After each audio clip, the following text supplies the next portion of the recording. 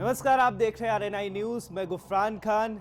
केंद्रीय मंत्री निर्मला सीतारमण ने 2022 बजट पेश कर दिया है, लेकिन इस बार बजट के क्या मायने हैं, इस बार का बजट क्यों खास है, हम इससे तफसील से बात करेंगे। हमारे साथ खास मेहमान है अंकित अग्रवाल। सर, आपका स्वागत है। नमस्कार साहब, बहुत बहुत जी धन्यवाद। सर। सर, आपका बजट पर पहला रिएक्शन क्या है? ये बजट इस जो डिस्प्यूट्स को खत्म करने की एक पहल है। जी जिस सर। तरीके से litigations, double taxations, disputes in rates, इन सब चीज़ों को खत्म करने का एक नया पहल चालू करी है, जिसके अंदर बहुत सारे लॉ, बहुत सारे प्रोविजंस, बहुत सारे इस तरीके के प्रोविजंस जो टैक्स के रेट में डिस्प्यूट्स क्रिएट करते हैं, एक्सपेंसेस के रेट में डिस्प्यूट क्रिएट करते हैं, जी कोई सर। क्वेश्चन ऑफ लॉ पे केस पेंडिंग है उस पर डिस्प्यूट्स क्रिएट करते हैं, उस चीज़ को कुछ हद तक कम करने और लिटिगेशंस को कम करने के उद्देश्य से लाया गया है। जी सर। सर, तो इस बार जो बजट अपडेशन है वो उस पे क्या ख्याल है आपको? क्या लगता है उससे आम जनता को कितना फायदा होगा?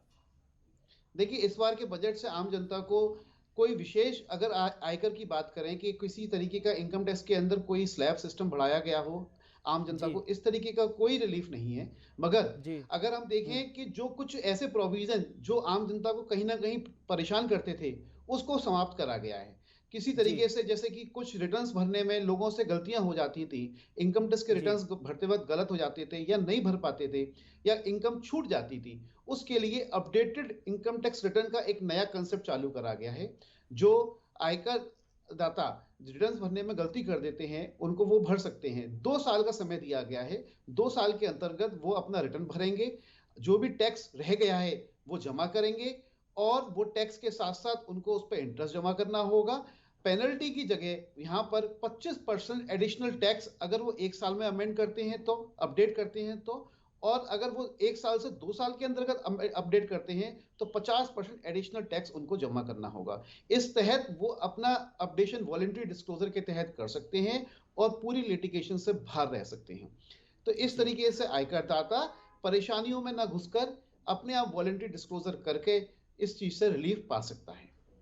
तो सर, क्या लगता है आपको, पहले से जो टैक्स पेयर थे, जो अब अपडेशन हुआ है, तो ये ज्यादा फायदेमंद था या इससे पहले की जो कॉन्सेप्ट था वो? देखिए, पहले वाले कॉन्सेप्ट में किसी तरीके का कोई प्रावधान नहीं था कि वहां पर इनकम छूटने के बाद कोई भी अपडेशन जी। का कंसेप्ट नहीं था। रिटर्न जी। रिवाइज करने की एक समय सीमा होती थी। वो समय सीमा 31 मार्च को निकल जाती थी। उसके बाद अपडेशन का कोई प्रावधान नहीं था। जी। उसमें क्या होता था कि अधिकारी के द्वारा या डिपार्टमेंट के द्वारा ऑनलाइन सिस्टम फेसलेस में केस खोले जाते थे, और अगर कोई इनकम छूटी पाई जाती थी उस पर टैक्स लगता था, पेनल्टी लगती थी, और प्रोसिक्यूशन की कार्रवाई भी इनिशिएट हो सकती थी। उन सब चीजों से रिलीफ मिलते हुए नए स्कीम्स में, अगर किसी आयकर दाता को ये लगता है कि खुद ही वॉलेंट्री डिस्क्लोजर में कि भैया मेरे से इनकम छूट गई है, मेरे को आज जानकारी में आई है, आप खुद ही जमा जी। कर दीजिए टैक्स, आप फ्री हो जाएंगे, कोई लिटिगेशन चालू ही नहीं हो पाएगा फिर, क्योंकि खुद डिस्क्लोजर कर देंगे तो कोई चीज जब छूटी हुई रहेगी नहीं तो फिर टैक्स क्यों लगेगा। जी। जी। जी। तो सर, इस बार इनकम टैक्स का जो स्लैब है उसमें कोई भी बदलाव नहीं किया गया, तो नहीं, इससे कोई क्या किसी आपको प्रकार लगता का है? कोई बदलाव। जी। इस देखिए पे क्या लगता है? जी। देखिए, अगर हम ऐसा देखें तो इनकम टैक्स का स्लैब आज की डेट में 2,50,000, मतलब जी। 20,000 रुपए महीने की आमदनी जी। वालों के लिए टैक्स फ्री है। जी। 20,000 से ऊपर अगर वो 1.5 लाख का इन्वेस्टमेंट करता है या 5 लाख जी। तक की उसकी आमदनी है तो भी टैक्स फ्री है। तो ऐसी स्थिति में जो लोअर मिडिल क्लास है वो इस टैक्स के दायरे में कम आता है। अब जी। बात करते हैं कि जिनकी इनकम 5 लाख या उससे ऊपर है, उसके ऊपर जी। किस तरीके से टैक्स लगेगा। तो उसके अंदर कोई बदलाव नहीं करा गया है, क्योंकि गवर्नमेंट को पूरे काम करने के लिए खर्चे एक्सपेंड करने के लिए इनकम की आवश्यकता होती है, और direct tax one of the source है रेवेन्यू का। इसलिए इसके अंदर कोई इस तरीके का नया स्कोप ऑफ एग्जेम्पशन, छूट या लिमिट नहीं बढ़ाई गई। जी। एक और चीज निकल के आ रही, स्टार्टअप का जिक्र किया गया है बजट में, स्टार्टअप का। तो क्या लगता है आपको, दे- ये स्टार्टअप जो है हमारे युवाओं रोजगार के लिए कितना फायदेमंद हो सकता है?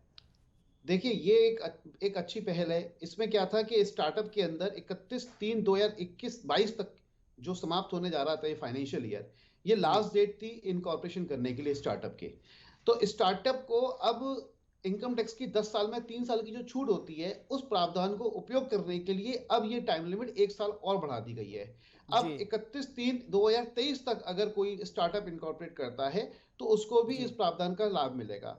अल्टीमेटली जी ऑब्जेक्ट यही है कि नए व्यापार, नए बिजनेस हमारे देश के अंदर उत्पन्न हो, चालू हो, स्टार्टअप्स आए जी और वो देश की इकोनॉमी में आगे बढ़ावा दें और उनको सरकार के द्वारा छूट भी मिलेगी। तो ये जी एक अच्छा पहल है, जो टाइम बाउंड हो रही थी उसको उन्होंने आगे फिर बढ़ा दिया। जी एक और चीज़ है, जैसे जीएसटी की लोग बात करते थे कि जीएसटी बहुत ज़्यादा लगती है, लेकिन इस बार कैपिटल इन्वेस्ट को बढ़ावा मिला है, तो क्या ये जीएसटी से फर्क पड़ा है तभी कैपिटल इन्वेस्ट को बढ़ावा मिला है? देखिए, ऐसा है कि जीएसटी धीरे धीरे करके अपनी पकड़ बनाता जा रहा है जी और देखेंगे कि इस बार अब तक का रिकॉर्ड कलेक्शन हुआ है जीएसटी का। जी ये रिकॉर्ड कलेक्शन अल्टीमेटली देश की प्रोग्रेस में काम आएगा, जो भी डेवलपमेंट जी है उसमें काम आएगा।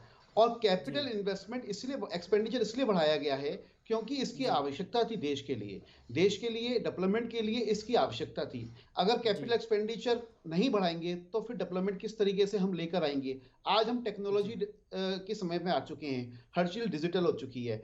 आपको हर चीज नहीं जी चाहिए। आज एक दिन अगर आपका इंटरनेट बंद हो जाए तो क्या हम सरवाइव करने की स्थिति में है? नहीं है। जी तो ये सब चीजें बहुत आवश्यकता है उस चीज के लिए।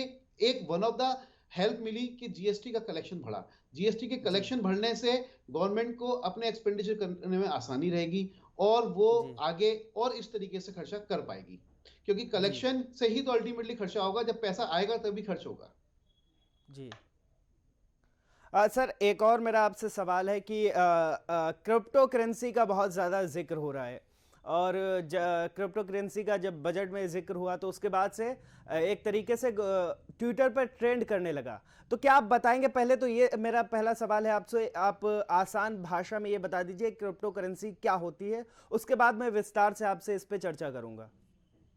देखिए, क्रिप्टो करेंसी एक तरीके से डिजिटल करेंसी है जिसकी जी एग्जिस्टेंस फिजिकल नहीं होती है, जो एक जी डिजिटल नंबर्स में काउंट होती है और जी ये ट्रांसफरेबल होती है। इसकी एक जी वैल्यू होती है। जिस तरीके से जी आज हम बात करते हैं, एग्जांपल देते हैं कि कोई शेयर है।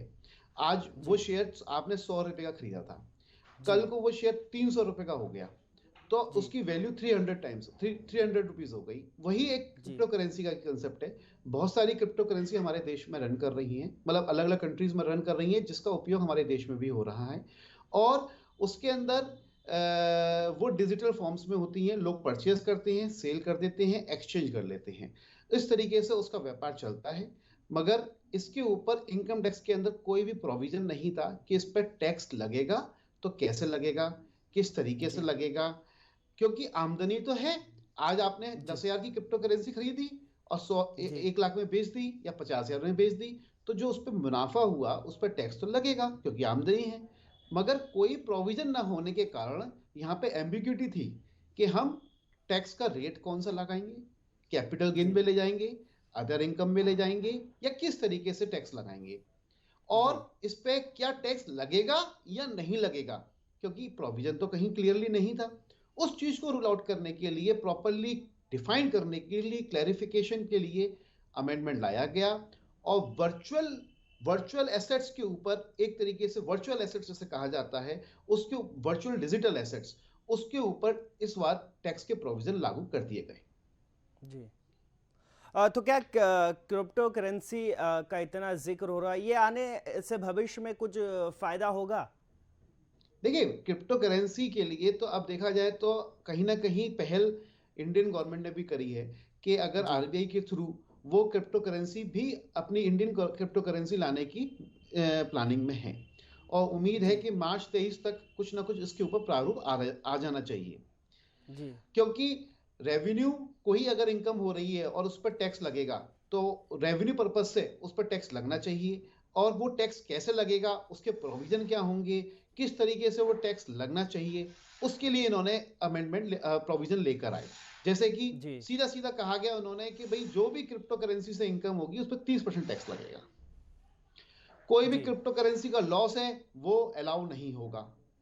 जी किसी तरीके का कैरी फॉरवर्ड नहीं होगा। मान के चलते हैं आपको क्रिप्टो करेंसी से इस साल 1 लाख का लॉस हो गया जी और आपके बिजनेस में 2 लाख की इनकम हो गई, तो जी आपको 2 लाख रुपए में से 1 लाख क्रिप्टो करेंसी का लॉस सेट ऑफ नहीं होगा।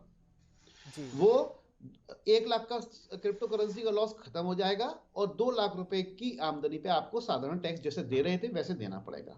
तो ये जी क्लैरिफिकेटरी नेचर के प्रोविजंस आए हैं। इसके अंदर क्रिप्टो करेंसी पे एक तरीके से सिंपल कैजुअल इनकम की तरीके से टैक्स लगा दिया है।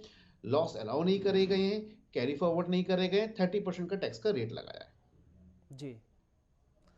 ये तो हो गई क्रिप्टो करेंसी की बात। अगर सर हम आपसे पूछे कि पूरे बजट के मायने क्या है, और चाहे वो रोजगार का हो, एजुकेशन का हो, हेल्थ का हो, या फिर इंडस्ट्री का हो, इंफ्रास्ट्रक्चर का हो, तो इस पूरे बजट के सर एक बार आप अगर विस्तार से मायने बताएं। देखिए, पूरे बजट के में स्थिति ये रही इस बार कि अगर हम जी देखेंगे कि बजट के अंदर बहुत सारी चीजें, कोई भी प्रोविजन हार्श प्रोविजन नहीं आया। हमें ऐसा जी देखना चाहिए, क्या कोई प्रोविजन ऐसा आया कि कोई नया टैक्स लग गया? नहीं। जी कोई प्रोविजन ऐसा आया जिसके अंदर किसी के ऊपर कोई हार्श पेनल्टी लग गई? नहीं। सिर्फ और सिर्फ क्लैरिफिकेटरी नेचर का प्रोविजन आए सारे, कि भाई अगर ये चीज हो रही है तो ये गलत हो रही है, इसको सही कर लिया जाए। कहीं पर जी जैसे कि हम बात करते हैं, एक ऑल्टरनेट मिनिमम टैक्स होता है, कोऑपरेटिव सोसाइटी पर लगता था, उसका रेट 18.5% था, और कंपनीज एक्ट के अंदर 15% का मिनिमम टैक्स था। तो उसको उन्होंने वो कर दिया कि अगर 18.5 की जगह वो 15% लगेगा। जी इंडिविजुअल के केस में 37.5% का सरचार्ज हुआ करता था, उसको उन्होंने जी 15% तक लिमिट कर दिया। तो इस जी तरीके से कई सारे प्रोविजंस जहां पर टैक्स के रेट कुछ हाई थे, जो जी कंपैरेटिव सरचार्ज के नेचर के थे, वो उन्होंने जी हटाए, कम करे। जी उसके अलावा जी बहुत सारी चीजें क्लैरिफिकेटरी, जैसे कि कुछ हाई कोर्ट्स के डिसीजन आ गए कि जो education cess, higher education cess का सेस होता है, उसका एक्सपेंडिचर अलाउड हो जाएगा, मगर ये जी गलत था, लॉ की इंटेंशन जी नहीं थी। तो उन्होंने कहा कि नहीं, ऐसा कोई अलाउड नहीं होगा। जी एक ये लेकर आए कि टीडीएस कटता है प्रॉपर्टी की सेल पर। अगर प्रॉपर्टी जी की सेल पर टीडीएस कटता है, बहुत सारी जगह क्या जी होता था कि सर्किल रेट है 1 करोड़ की, और प्रॉपर्टी का ट्रांजेक्शन हुआ 75 लाख में। तो ऐसी जी स्थिति में टैक्स कटता था 75 लाख पर। तो उन्होंने कहा जी नहीं, टैक्स कटेगा पूरे 1 करोड़ पर, जो भी सरकारी कीमत है। जी सरकारी कीमत सर्किल रेट की वैल्यू जो होगी उस पर टैक्स कटेगा।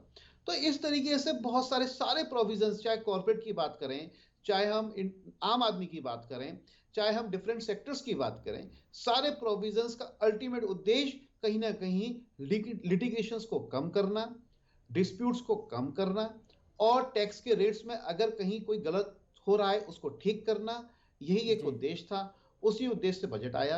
देखिए, उसको आज कहीं पे भी कोई हार्श प्रोविजन नहीं आए, कोई कहीं पे भी कोई टैक्स नया इम्पोज नहीं किया गया। जी सर, जिस तरीके से आप बता रहे थे कि मतलब जो बजट है, अगर हम आम लोगों की बात करें तो आम लोगों को इससे कितना फायदा हो सकता है? क्या कहेंगे आप इस पे सर? देखिए, आम लोगों को यही फायदा है कि किसी तरीके का कोई नया टैक्स उनके ऊपर लगा नहीं है। जी किसी तरीके का कोई नया सरचार्ज, किसी कॉर्पोरेट सरचार्ज, या बहुत सारी जो चीजें चल रही थी वो नहीं हुई हैं। इस जी कोविड की सिचुएशंस में जिस तरीके से गवर्नमेंट ने इस बजट को पेश किया, अपने जी एक्सपेंडिचर्स को बढ़ाते हुए, डेवलपमेंट के जी एक्सपेंडिचर्स को बढ़ाते हुए इस बजट को पेश किया, किसी प्रकार जी से कोई नया टैक्स नहीं लगाया, अतिरिक्त जी बोझ नहीं डाला आम जनता पे, यही वही जी बहुत रिलीफ है। और अगर देखे जी जाए तो एक बहुत सारे एम्प्लॉयज को, जो लोगों को जो कोविड पीरियड में कोविड के लिए रिलीफ मिला था, हम्म, मतलब कोविड के लिए पेमेंट मिला था 10 लाख रुपए तक का, उस पर भी कोई जी टैक्स नहीं लगेगा। इसका भी क्लैरिफिकेटरी नेचर में प्रेस रिलीज से पहले अमेंडमेंट आ चुका था। क्लैरिफिकेटरी जी नेचर में इसको इस बार बजट के अंदर फाइनेंस बिल का पार्ट बना लिया गया। तो जी देखा जाए तो आम जनता के लिए यही बहुत है कि हम आज की डेट में इस कोविड सिचुएशन में भी सर्वाइव कर रहे हैं, उसी जी उन्हीं टैक्स प्रोविजन से। और जो थोड़े बहुत रिलीफ मिले ही हैं, ऐसा नहीं है कि कोई चीज रिलीफ नहीं मिली है, और कोई जी नया टैक्स नहीं लगा। जी यही बहुत बहुत आम जनता के लिए जी फायदा जी है। जी जी बहुत बहुत शुक्रिया सर, आपने बहुत विस्तार से बताया। ये हमारे साथ थे अंकित अग्रवाल, और ये आर्थिक जानकार हैं। उम्मीद है आपको बहुत आसान भाषा में इन्होंने समझाया, आपको बहुत आसान भाषा में समझ आया होगा। ये बजट की बात थी, और आज के वीडियो में बस इतना ही। ऐसे ही तमाम जानकारी के लिए बने रहिए आरएनआई न्यूज़ के साथ।